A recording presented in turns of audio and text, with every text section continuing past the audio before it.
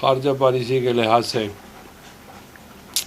ہم بہت زیادہ تنہائی کا ہمیں احساس ہے۔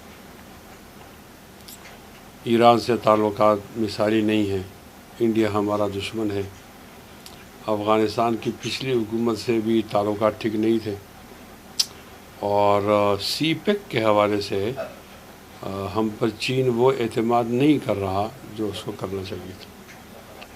کچھ عرصہ پہلے داسو کے اندر جو بم بلاسٹ ہوا، اس میں چائنا کے لوگ جان بحق ہو گئے، اس سے چین کا اعتماد اٹھ گیا ہے۔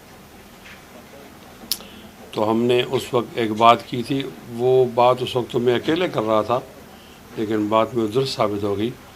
میں نے یہ مطالبہ کیا تھا کہ میجر جنرل عاصم سلیم باجوہ کو سی پیک سے دور کر دیا جائے،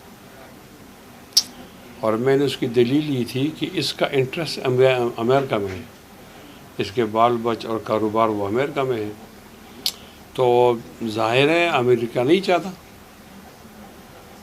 تو میجر جنرل عاصم سلیم باجوہ جو ریٹائرڈ میجر جنرل ہے، اس کا سی پیک کا چیئرمین بننے کا معنی یہ ہے کہ ہم یہاں امریکی مفادات کو تحفظ دے رہے ہیں۔ تو واقعہ ہوا، اور پھر چائنا نے وہی بات کی جو میں نے بہت پہلے بتائی تھی، اور میجر عاصم سلیم باجوہ کو رخصت ہونا پڑا۔ ہمارا یہ خیال ہے کہ ہمیں یہ دیکھنا چاہیے کہ پاکستان کے مفاد میں کیا ہے، ایسے اقدام اٹھانے چاہیے۔ یہ نہیں دیکھنا چاہیے کہ امریکہ کا کیا مفاد۔